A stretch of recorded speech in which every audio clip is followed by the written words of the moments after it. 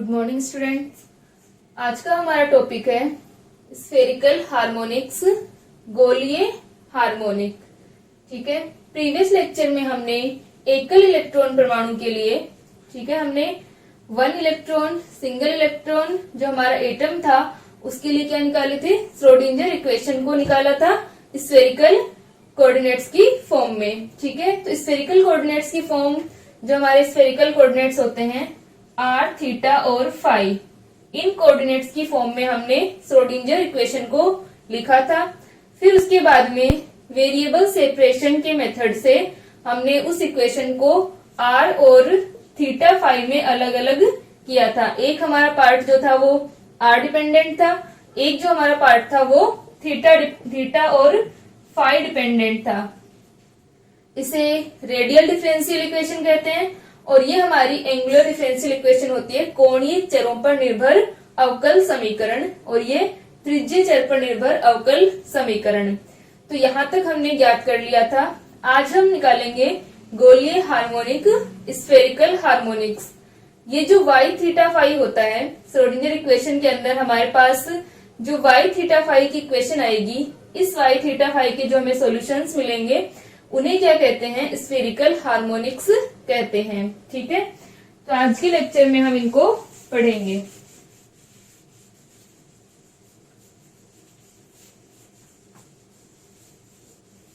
यहाँ पर हमने सिंगल इलेक्ट्रॉन एटम के लिए हाइड्रोजन एटम को लिया था, तो हम लिख सकते हैं एकल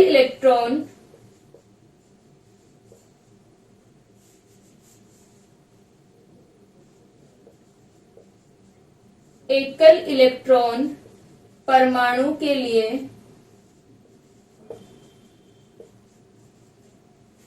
गोलीय निर्देशांकों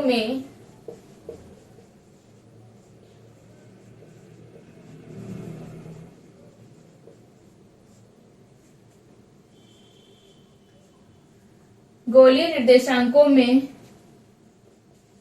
श्रोडिंगर समीकरण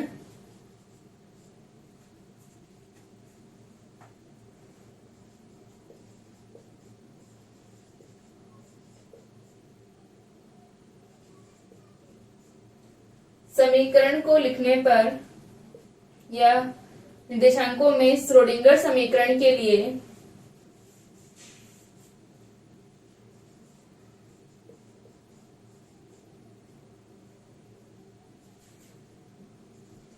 चर पृथक्करण विधि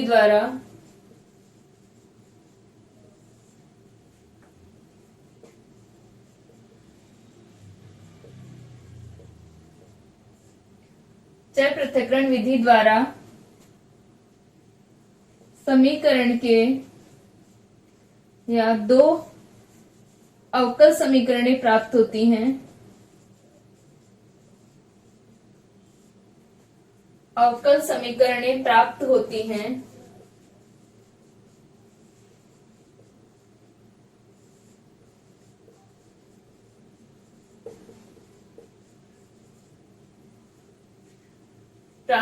जिनमें आर आर त्रिज्यीय अवकल समीकरण होता है, या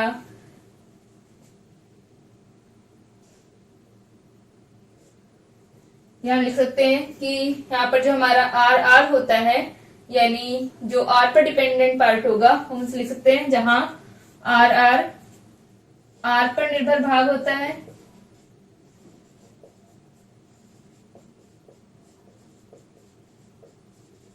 तथा वाई थीटा फाई कोणीय चरों पर निर्भर करता है।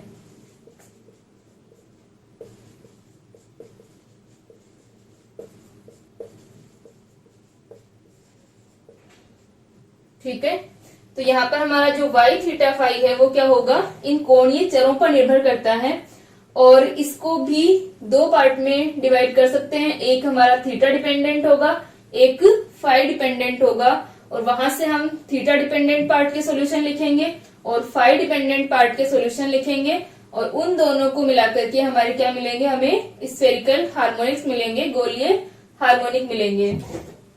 अभी तक हमने क्या किया था कि हमारा जो 1 इलेक्ट्रॉन एटम है इसके लिए हम स्फेरिकल कोऑर्डिनेट्स की फॉर्म में श्रोडिंगर इक्वेशन को हमने लिखा, ठीक है। तो स्फेरिकल कोऑर्डिनेट्स में हमने श्रोडिंगर इक्वेशन को लिखा, तो del 2 ऑपरेटर को हमने r थीटा फाई में चेंज किया। उसके बाद में इसके लिए हमने इक्वेशन लिखी, v जो था वो हमारा वी आर था, r डिपेंडेंट पोटेंशियल था। ये हमने श्रोडिंगर इक्वेशन लिख ली। उसके लिए सिर्फ इसमें क्या किया था कि del 2 ऑपरेटर को x y z की जगह r थीटा फाई में लिखा था। इसके बाद में हमारे पास में 3 वेरिएबल्स है, r थीटा और फाई, जहां पर ये हमारा रेडियस है और ये 2 एंगल हैं। तो हमने इनको वेरिएबल सेपरेशन मेथड से, चर पृथक्करण विधि से अलग अलग इक्वेशंस लिख ली। तो अब हमें क्या निकालना होता है, इस रेडियल पार्ट के सॉल्यूशन निकालने होते हैं और इस एंगुलर पार्ट के सॉल्यूशन निकालने होते हैं। तो अभी हम क्या निकाल रहे हैं, इस एंगुलर पार्ट के सॉल्यूशन निकाल रहे हैं और ये हमारे स्फेरिकल हार्मोनिक्स कहलाते हैं। उसके बाद में हम इस रेडियल पार्ट के सॉल्यूशन भी निकालेंगे और जो हमारा कंप्लीट आएगा वो हमारा साई एन एल एम होगा, ठीक है। जहां पर हमारा ये जो पार्ट होगा आर वाला, ये डिपेंड करता है एन एल, ठीक है। और जो हमारा वाई थीटा फाई होगा वो एल एम होता है, यानी ये तीनों हमारी क्या है, क्वांटम नंबर्स हैं। ये प्रिंसिपल क्वांटम नंबर है, ये हमारी एजिमुथल क्वांटम नंबर है और ये हमारी मैग्नेटिक क्वांटम नंबर होती है। तो यहां से हम लोग इन दोनों पार्ट्स को सॉल्व करके फिर कंप्लीट साई को लिखेंगे, ठीक है। तो अभी हम आज के लेक्चर में y के लिए सॉल्व कर रहे हैं, फिर नेक्स्ट लेक्चर में हम r के लिए सॉल्व करेंगे, ठीक है। तो यहां से अपने पास में आ गया कि y थीटा फाई कोणीय चरों पर निर्भर करता है तथा y थीटा फाई के लिए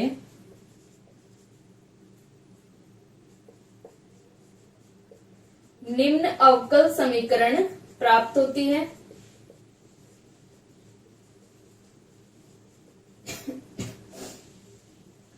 अवकल समीकरण प्राप्त होती है, ठीक है। दो आई थी अपने पास में इक्वेशन, तो 1/sin theta del by del theta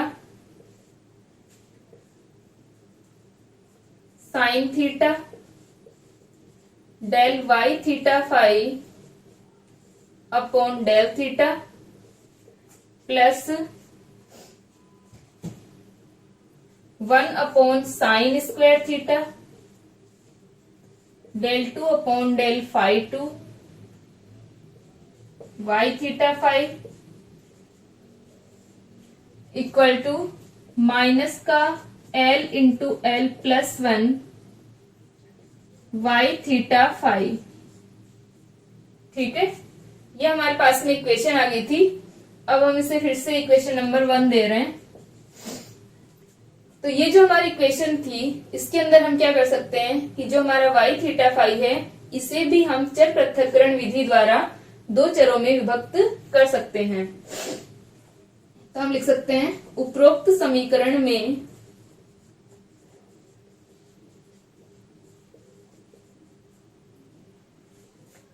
Y theta phi को भी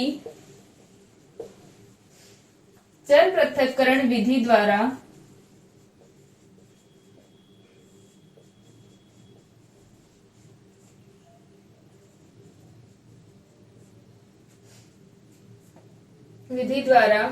या वाई थीटा फाई को भी चर पृथक्करण विधि द्वारा 2 अवकल समीकरणों में लिख सकते हैं। तो टोटल हमें क्या मिलती हैं, 3 अवकल समीकरणें मिलती हैं। एक ओनली आर डिपेंडेंट, एक थीटा डिपेंडेंट और एक फाई डिपेंडेंट। तो यहां से हम लिख सकते हैं पृथक्करण विधि द्वारा 2 अवकल समीकरणों में विभक्त कर सकते हैं।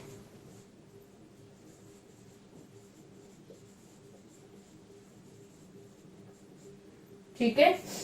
तो अब हम क्या लेंगे, वाई थीटा फाई को हम 2 पार्ट्स में डिवाइड करेंगे। एक ओनली थीटा डिपेंडेंट पार्ट, एक ओनली फाई डिपेंडेंट पार्ट, और उन दोनों की मल्टीप्लीकेशन की फॉर्म में y को लिखेंगे। ठीक है, तो यहां तक लिख लें एक बार।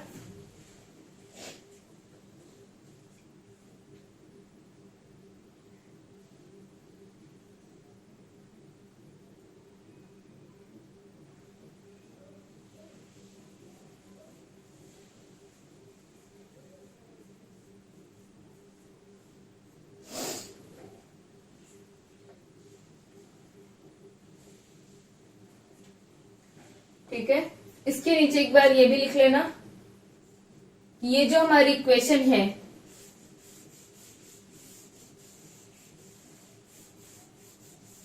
ठीक है, जो हमें ये कोणीय फलन अवकल समीकरण प्राप्त हो रही है, इसके जो हल होते हैं वो क्या कहलाते हैं? गोलीय हार्मोनिक्स कहलाते हैं। तो हम लिख लेंगे इस कोणीय फलन अवकल समीकरण के हल, अवकल समीकरण के हल y थीटा फाई गोलीय हार्मोनिक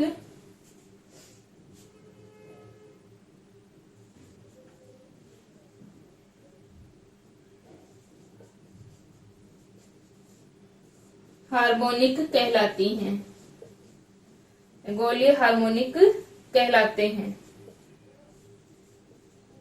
ठीक है, पहले इसको लिखना, बाद में जो हमने वो लाइन लिखी थी उसको लिखना। ठीक है, तो ये अपने पास में आ गया। अब हम इसके सॉल्यूशंस लिखते हैं। पहले हम इसे चर पृथक्करण द्वारा 2 में डिवाइड कर रहे हैं।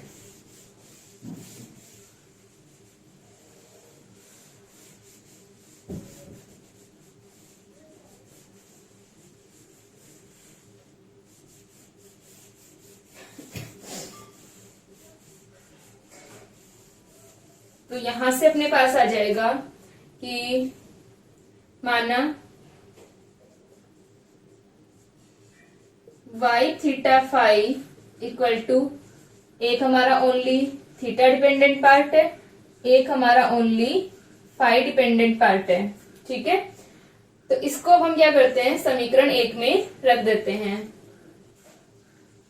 तो हम लिख सकते हैं समीकरण 1 से, तो जैसे हमने पहले किया था जब हम रेडियल पार्ट में और इस एंगुलर पार्ट में इसको डिवाइड कर रहे थे, तो हमने देखा कि जब हम थीटा के रिस्पेक्ट में डिफरेंशिएट करेंगे इसको, तो ओनली क्या होगा, अब ये 2 का फंक्शन है, थीटा का भी और फाई का भी। तो यहाँ पर जब थीटा के रिस्पेक्ट में करेंगे तो ओनली थीटा का होगा, फाई को हम बाहर ले सकते हैं। और जब हम फाई के रिस्पेक्ट में करेंगे तो ओनली फाई का होगा, थीटा बाहर आ जाएगा। ठीक है, और यहाँ पर थीटा और फाई दोनों मल्टीप्लाई होके आ जाएंगे। ठीक है, तो ये हम इस समीकरण 1 में मान रख देते हैं। तो ये बन गया 1 upon sine theta del upon del theta. आप लोगों की बुक के अंदर पहले इस फाई वाले पार्ट को अलग से कर रखा है, उसके बाद में स्फेरिकल हार्मोनिक्स को सोल्व कर रखा है। तो चाहे तो हम इस प्रकार भी कर सकते हैं कि पहले हम फाई डिपेंडेंट पार्ट को अलग सोल्व कर लें और थीटा वाले को, फिर उसके बाद में इस स्फेरिकल हार्मोनिक्स में डायरेक्ट वैल्यू रख दें। चाहे आप लोग इसके साथ कर सकते हैं। ठीक है, तो यहां से अपने पास आ जाएगा del upon del theta sine theta और del Y theta phi upon del theta. तो ये हो जाएगा del theta upon del theta, और ये फाई यहां पर बाहर आ जाएगा, plus 1 upon sine square theta del two y theta phi. तो ये ओनली फाई का होगा, थीटा को हम बाहर लिख लेंगे, upon del phi two equal to minus का L into L plus 1 Y theta phi. तो ये आ गया थीटा इंटू थीटा, थीटा और ये भी फंक्शन ऑफ फाई। तो ये हमारे पास में इक्वेशन आ गई। अब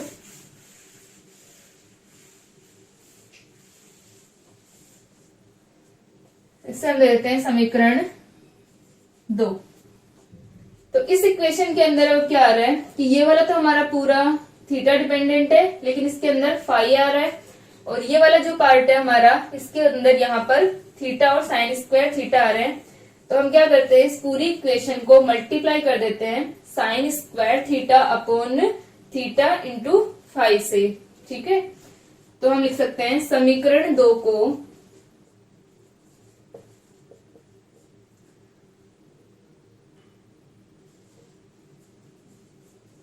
sign square theta upon theta phi से गुणा करने पर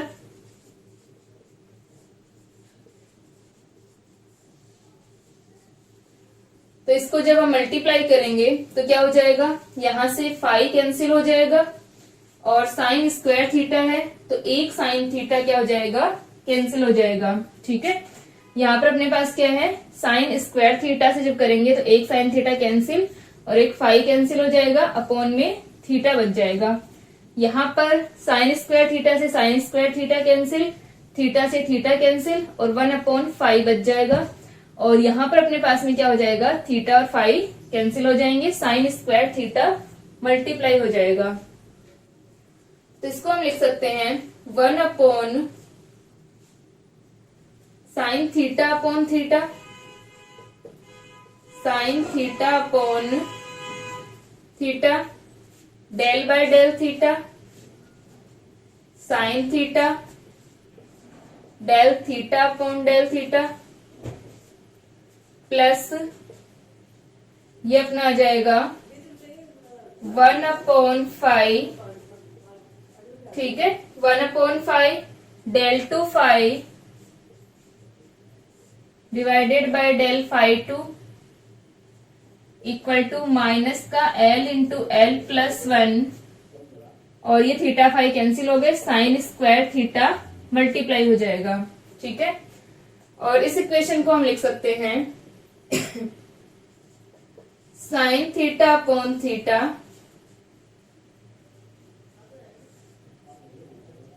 del by del theta sine theta del theta upon del theta, plus ये जो हमारा L into L plus 1 sine square theta है, यानी ये भी क्या कर रहा है, थीटा डिपेंडेंट पार्ट है, तो हम इसको इसी के साथ लिख लेते हैं। तो ये बन जाएगा प्लस का L into L plus 1 sine square theta equal to minus का 1/फाई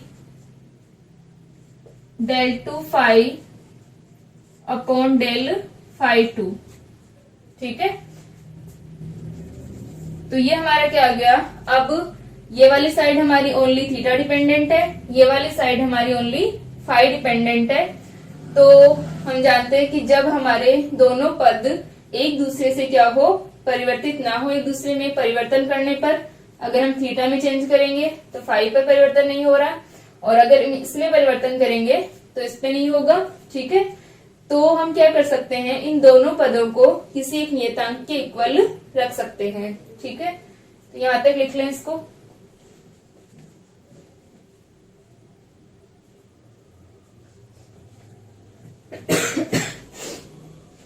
ठीक है, यहां तक हो गया। अब हम क्या कर रहे हैं, इसे कोई नियतांक के इक्वल रख रहे हैं।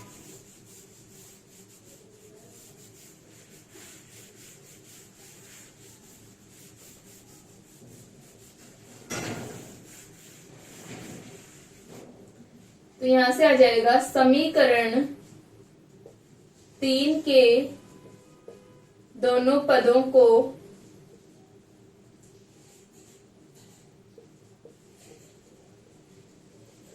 किसी नियतांक के या नियतांक के बराबर रखने पर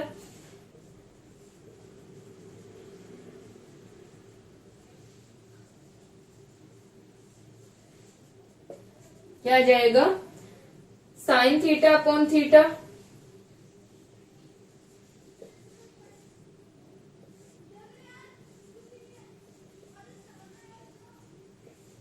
del upon del theta sine theta, del theta upon del theta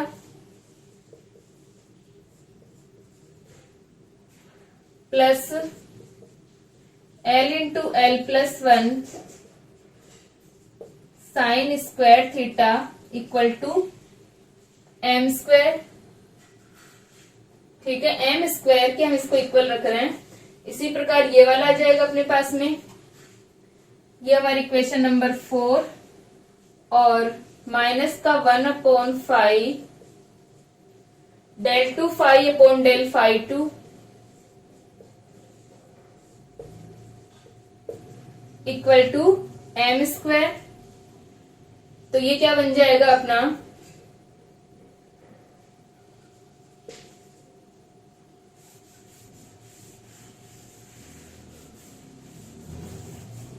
तो जो हमारी समीकरण 5 है ये हमारी फाई डिपेंडेंट पार्ट है, तो इसको हम लिख सकते हैं डेल टू फाई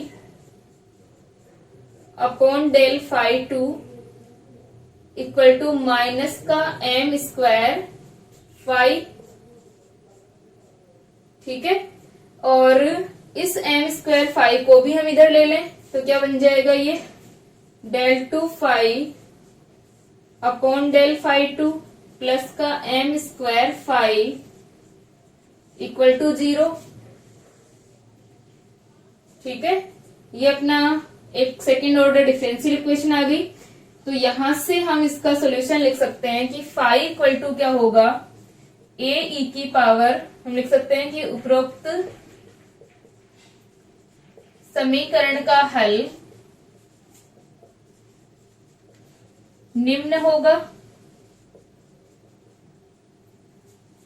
तो ए ई की पावर आयोटा एम फाई, ये हमारे पास में इसका सॉल्यूशन आ गया।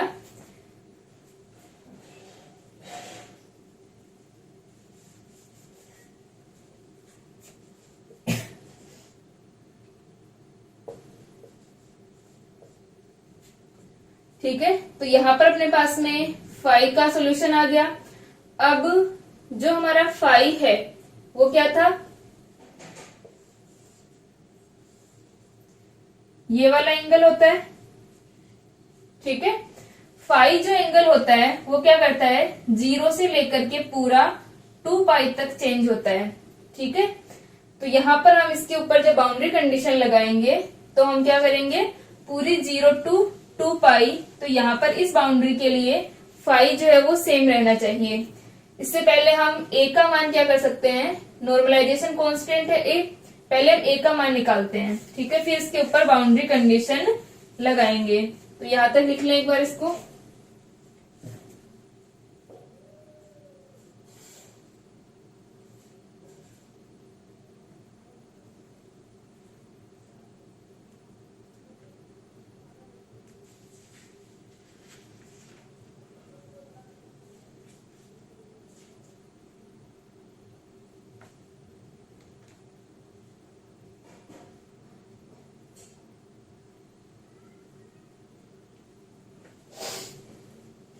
ठीक है, यहां तक हो गया। अब हम नॉर्मलाइजेशन कंडीशन यूज करके फाई का मान निकालेंगे।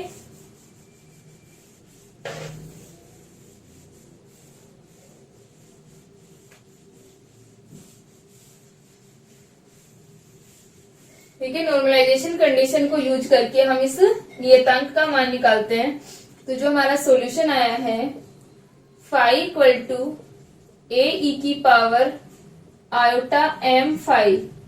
ठीक है, तो ये जो ए ई की पावर आयोटा एम फाई है, यहाँ पर एम के मान पॉजिटिव नेगेटिव दोनों हो सकते हैं, क्योंकि एम की वैल्यू क्या होती है 2l प्लस 1 होती है -l से +l तक। ठीक है, m जो होता है हमारा ml, जैसे हम इसके लिए ml लगाते हैं तो ml की वैल्यूज क्या होती हैं -l से +l तक। m का मान पॉजिटिव नेगेटिव दोनों होते हैं। जैसे मान लो कि l equal to 0 1, l equal to 2 3 ऐसे होते हैं अपने पास में। ये किसके लिए होते हैं? S, P, D, F. ठीक है, तो जब हमारा मान लो L इक्वल टू 2 है, L इक्वल टू 2 होता है, तो M का मान क्या होता है? माइनस L से प्लस L तक। तो ML की वैल्यूज हमारे पास क्या आ जाएंगी? -2, -1, 0, +1 और +2। ठीक है, तो हमारा जो M होता है वो नेगेटिव पॉजिटिव दोनों वैल्यूज होती हैं। तो यहां पर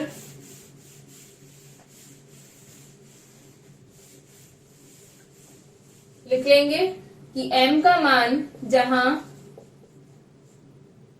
M का मान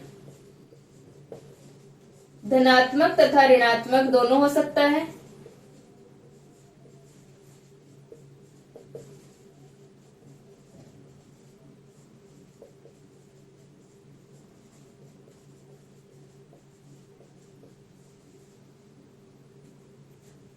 ठीक है, तथा एक प्रसामान्यीकरण नियतांक है।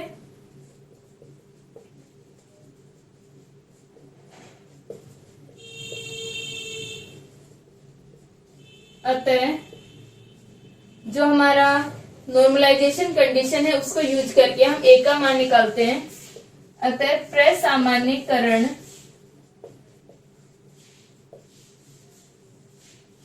प्रतिबंध से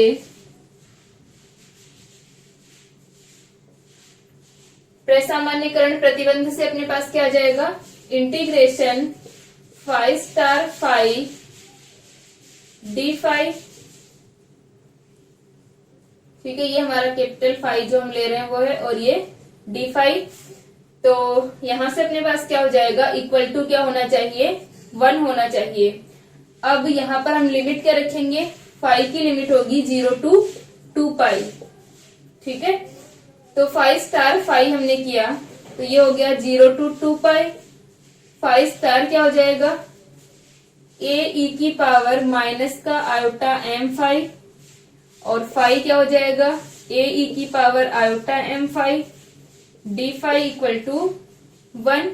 ठीक है, तो यहां पर ए ई की पावर माइनस का आयोटा एम फाई और प्लस का आयोटा एम फाई, ये दोनों तो कैंसिल हो गए, तो ए स्क्वायर बाहर आ गया, और डी फाई का हम इंटीग्रेशन कर देंगे 0 to 2 पाई इक्वल टू 1।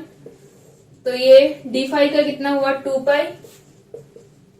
तो a square 1 upon a square into 2 pi equal to 1। तो ए इक्वल टू हो जाएगा 1 अपॉन रूट 2 पाई। तो जो हमारा इक्वेशन है फाई इक्वल टू क्या आ जाएगा? अतः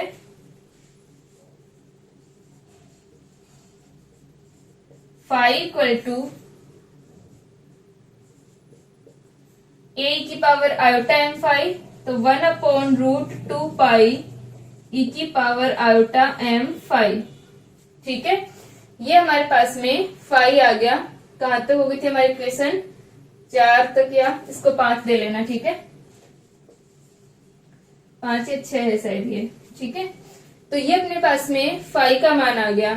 अब जो हमारा फाई आया है, इसके ऊपर हम क्या लगाएंगे? बाउंड्री कंडीशन को लगाएंगे, क्योंकि ये हमारा वेव फंक्शन है। ये हमारा जो इसके श्रोडिंगर समीकरण का क्या है? हल है। तो श्रोडिंगर समीकरण का हल है, तो श्रोडिंगर समीकरण के लिए हम क्या लगाते हैं? बाउंड्री कंडीशंस को लगाते हैं। तो यहां पर अपने पास क्या होगा कि फाई जो है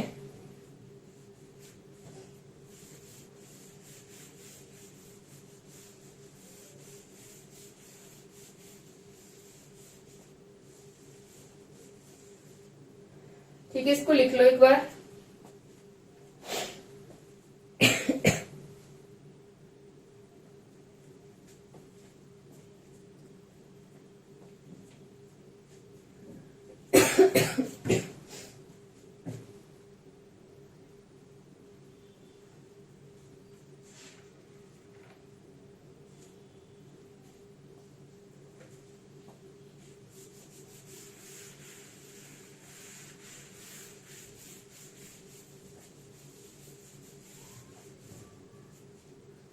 तो फाई इक्वल टू अपने पास आ गया 1 अपॉन रूट 2 पाई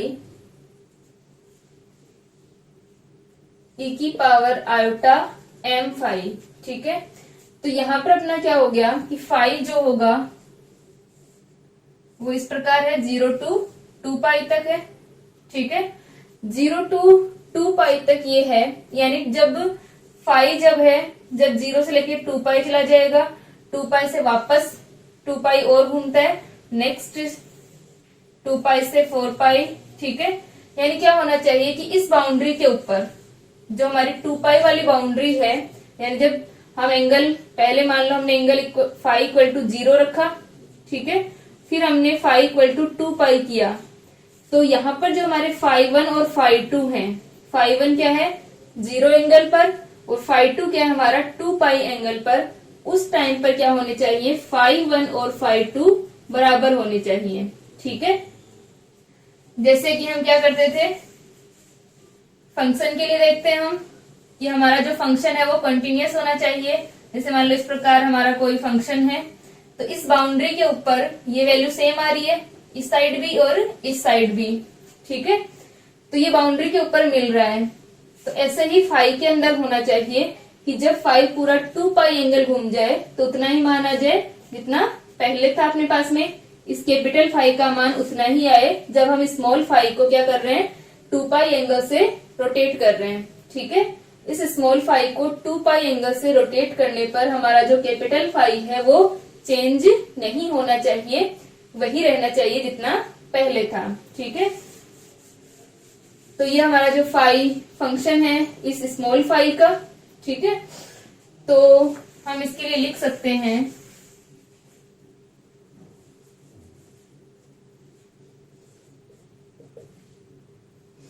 कि परिसीमा प्रतिबंध से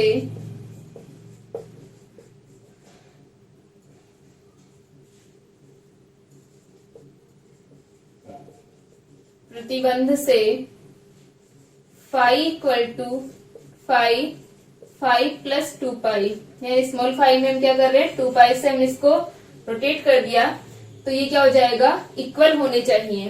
ठीक है, और ऐसा हमारे पास कब होगा,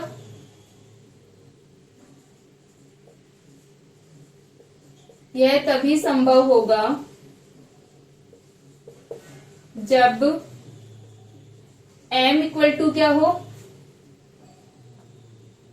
m के मान हमारे पास में क्या हो सकते हैं, m क्या वैल्यू हो, e की पावर आयोटा m फाई को हम क्या लिखते हैं, e की power iota m phi equal to cos theta, यानी e की पावर थीटा को, e की पावर आयोटा थीटा को हम लिखते हैं cos theta plus iota sine theta.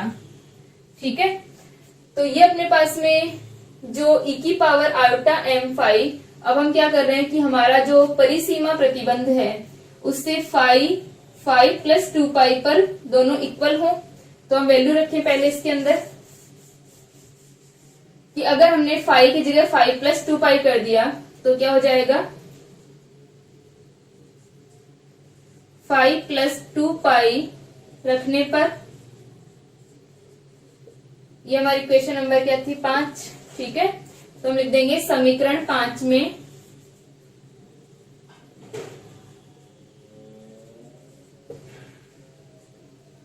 Phi equal to phi plus 2 pi रखने पर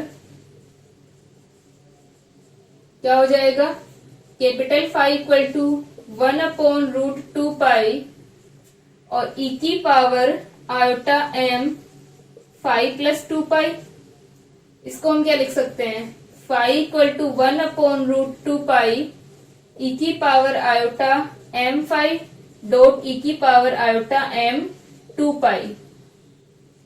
ठीक है, दोनों को अलग अलग हम लिख सकते हैं। तो ये तो हमारा क्या बन गया, फाई ही है। अब जो हमारा परिसीमा प्रतिबंध है उससे क्या होना चाहिए, क्योंकि phi equal to phi plus 2 pi होना चाहिए, यानी ये जो हमारे पास वैल्यू आ रही है वो और ये वाली वैल्यू सेम होनी चाहिए। और ऐसा कब होगा, जब ये जो एक्स्ट्रा फैक्टर है वो किसके इक्वल हो, 1 के इक्वल हो, तभी संभव होगा ये। तो क्योंकि phi equal to phi plus 2 pi होना चाहिए, अतः यह तभी संभव होगा तथा यह तभी संभव होगा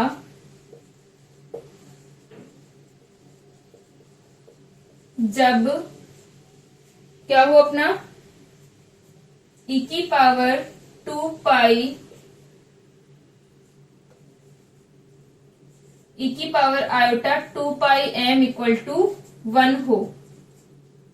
ठीक है, यानी हमारा जो e की पावर आयोटा 2 पाई m है वो 1 के इक्वल होगा। तो क्या हो जाएगा, ये वाली वैल्यू और ये वाली वैल्यू सेम हो जाएंगी। ठीक है, और ये जो हमारा e की पावर आयोटा 2 पाई m है 1 कब होगा, e की पावर आयोटा थीटा को हम क्या लिखते हैं, cos theta plus iota sine theta. यानी ये जो एंगल है थीटा का मान वो किस प्रकार हो कि हमें 1 मिले। ये हमें कब मिलेगा, जब थीटा क्या होगा, कोस 0 का मान 1 होता है, कोस 2 पाई 4 पाई ऐसे होने पर हमें क्या मिल जाएगा, इसका मान 1 मिल जाएगा। तो यहाँ पर 2 पाई से मल्टीप्लाई हो रहा है, तो m की वैल्यू अगर 0 1 2 3 ऐसे हुई तो क्या हो जाएगा, ये अपने पास में 0 1 2 3 इस प्रकार अगर हम रखेंगे तो ये क्या बन जाएगा 2 पाई 4 पाई। ठीक है, m इक्वल टू जब हम 0 प्लस माइनस 1 प्लस माइनस 2 आदि रखेंगे तो ये कितना बनेगा 2 पाई 4 पाई 6 पाई और 0। तो कोस के अंदर ये सारी वैल्यूज क्या होती हैं, 1 होती हैं और साइन इन वैल्यूज पर 0 हो जाएगा। तो e की पावर आयोटा 2 पाई m का मान 1 मिल जाएगा। ठीक है, और ये बाउंड्री कंडीशन को सेटिस्फाई करेगा। तो एक बार इसको लिख लें। ठीक है, यहां तक लिखें एक बार इसे।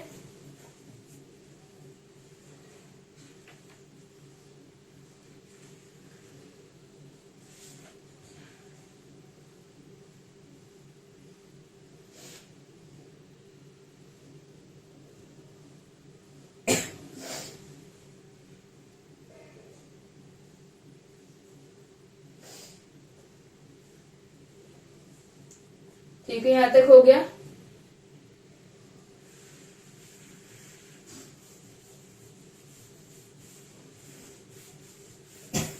ये परिसीमा प्रतिबंध या सीमांत प्रतिबंध हमने क्यों लगाया, क्योंकि हमें पता है कि जो फंक्शन है हमारा वो क्या होना चाहिए, सिंगल वैल्यूड होना चाहिए, एक मानी होना चाहिए।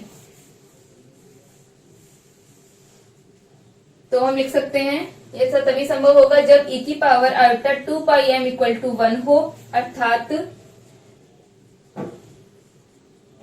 m के पूर्णांक मान हो। ठीक है, m equal to 0 plus minus 1 plus minus 2 आदि अगर होंगे तो हमारे पास में क्या हो जाएगा, ये कंडीशन पूरी हो जाएगी। ठीक है, तो हम लिख सकते हैं कि अर्थात m के पूर्णांक मान हो, m equal to 0 plus minus 1 plus minus 2 आदि होने चाहिए। ठीक है, तो ये अपने पास में आ गया। अब हमारा जो फाई होगा, phi equal to 1/√2 pi e की पावर आयोटा m फाई आ गया, और m जो है वो ये इंटीजर वैल्यूज हैं। तो अब जो हमारी इक्वेशन थी उसके अंदर हमें हाफ सोल्यूशन मिल गया, इसका फाई का मान मिल गया। अब हमें क्या निकालना है, जो हमारा थीटा डिपेंडेंट पार्ट है उसका सोल्यूशन। ठीक है, और इन दोनों को मिला करके जो हमारा वाई थीटा फाई था वो क्या हो जाएगा, थीटा और फाई, इन दोनों को लिख करके हम क्या निकालेंगे, स्फेरिकल हार्मोनिक्स, गोलीय हार्मोनिक निकालेंगे। नेक्स्ट लेक्चर के अंदर हम इसको कंटिन्यू करते हैं।